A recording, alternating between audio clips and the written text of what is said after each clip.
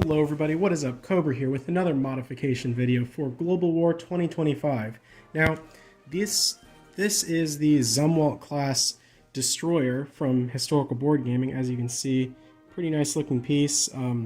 It's all nice and 3D printed, and while a technically failed warship in real life, I really like the design of this ship. You know, it's very unique, even in its triangular form that a lot of stealth ships are taking on, because it just, you know, it has that tumble home design where it tucks in so much.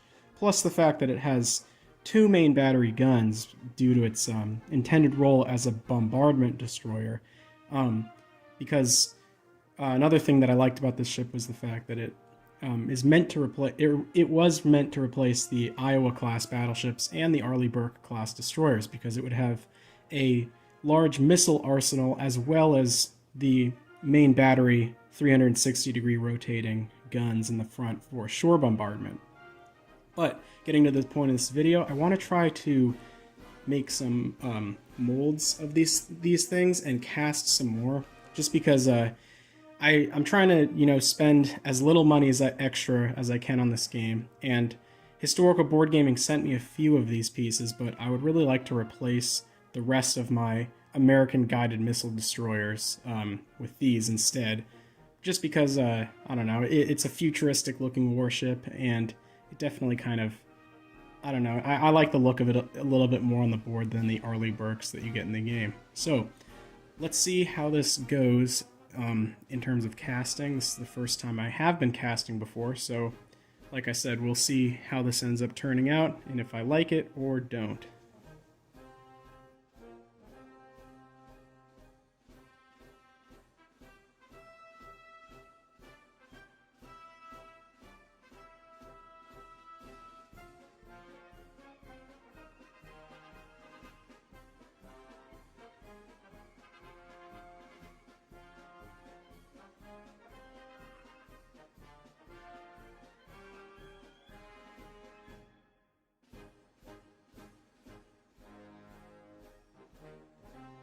Alright, so I thought I'd just take a quick break to show you guys what's going on with molding this piece. So, what I am using is Mold Builder, and basically it's this thick gel, and it starts out white, as you can see on the piece right now, and what you do is you brush it on in thin coat increments, about 8 coats is needed, 8 to 10, to basically get yourself a full, you know, rubberized kind of mold for your piece. And basically the instructions, you know, come with this kit for mold making, but what I've done is taken the piece, put a little dab of glue and glued it to this wax paper.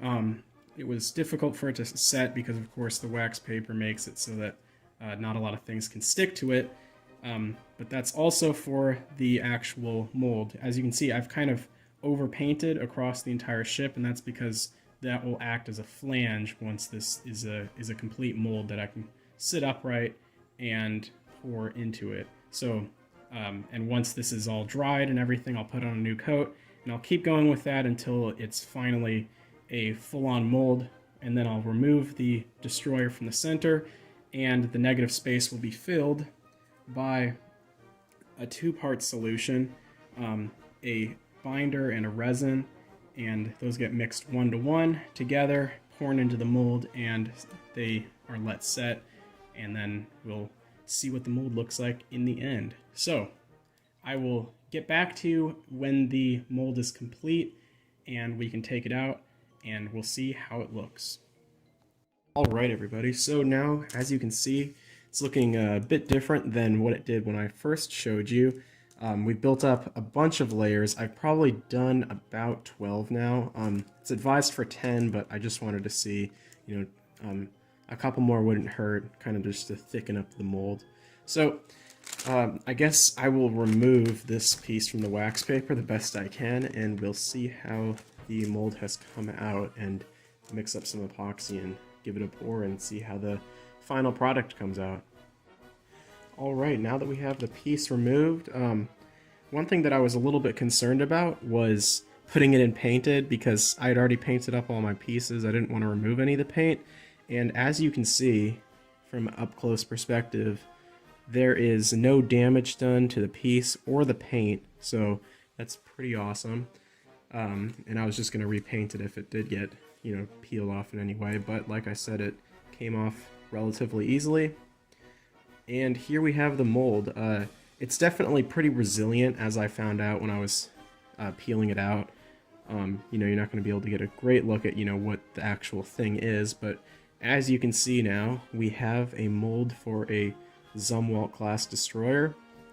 You can see right up front where it gets a little dirty around the edges there. That's because the piece, I had glued it centrally to the paper, so the front end probably lifted up, and you can actually see right there those little two nubs probably prevented the front end from sitting completely flat with the paper.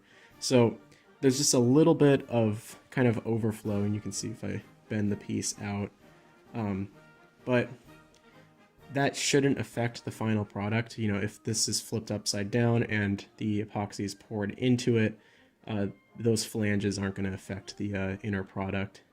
And so hopefully, if the epoxy works, we will just, of course, mix up these two-part epoxy resin pieces and pour it into our mold, and we will get a finished product in about 24 hours to 78 hours.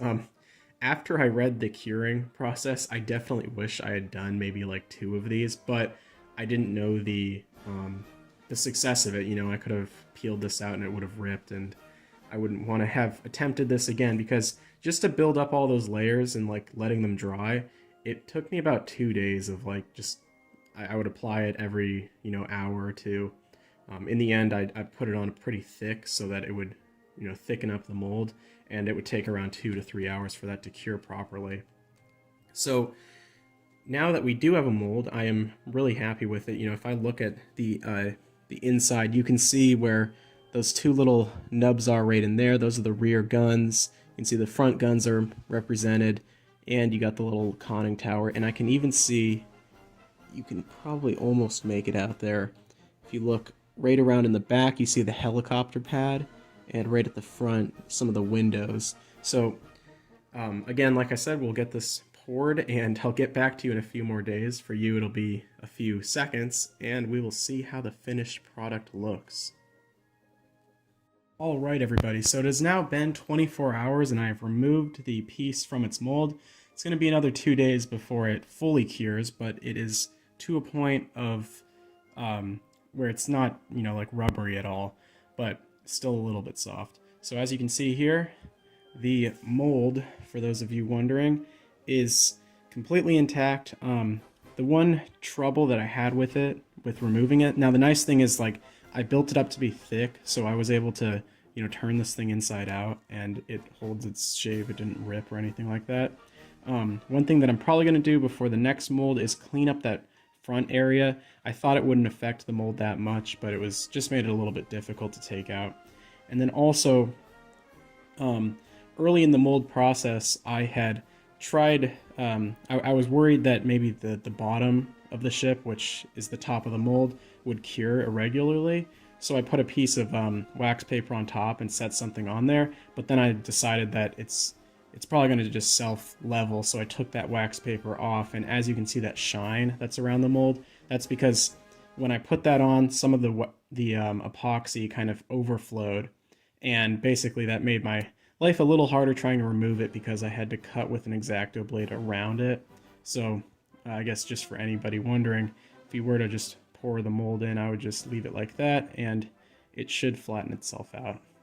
So we now have an undamaged Zumwalt mold, so we can make however many we want, and that is because I consider this a complete success. So real quick, I'll just give you another quick look at the HBG Zumwalt.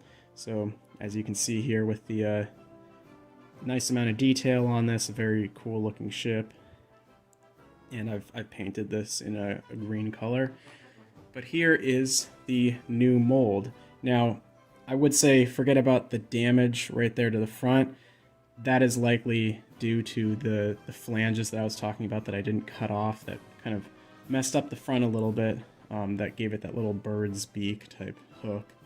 But now it's not super easy to see all of the little details in this, especially near the center where it's kind of cloudy.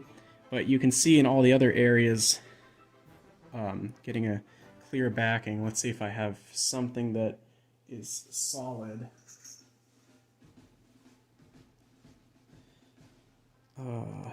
There we go. So as I kind of turn this, you can see there in the light, the helicopter landing pad, those really fine lines that are actually showing up in this mold. You can also see as I kind of rotate the piece near the superstructure, all those little windows and everything are easily seen. You can see up at the top, the little funnel is still there. Over here at the front, you still got those little anti-ship missile launchers off the side, or whatever those are supposed to be. The guns look nice, and I guess at this angle you can see the front, the bridge section has all of its little windows and everything on it. So overall, this is a really awesome piece. I can't wait to paint it up. It's going to be a few more days and I want to get this video out, so you're probably just going to have to see it like this, but I'll probably, in some video, maybe a gameplay video, I'll show you it painted and sitting on the board. But yeah, I really like this, and as you can see up against the out-of-box, or not out-of-box, but historical board gaming Zumwalt, the same size and everything, so I really like this. And if you want to try this out yourself, I'm using Mold Builder. Well, Mold Builder to build the mold, of course, and Easy Cast epoxy, 2-part epoxy. Still kind of stuck to my wax paper for working, but overall I really like this. Now, my one thing I might advise you to do is maybe get some casting putty, so that you don't have to spend a day or two building up all these layers. But at the same time, the layer building is how to get a ton of detail when you paint on the casting mold builder in like a bunch of little layers, because it gets in all the crevices and everything. That's how we get the little windows and all the little features that you see on this sculpt. So yeah, overall I consider this a huge success, and now we'll have a full slew of Zumwalts to basically swap out for the out-of-box Arleigh Burke destroyers that come in Global War 2025. So I hope you enjoyed this little unit modification / unit building thing. And you know, if you're looking to mold anything else, you know, any other game piece, hopefully this has kind of shown you some of the ropes and what to expect when you get a piece done up. So hope you guys enjoyed this video, and I hope to see you guys again. Cobra out.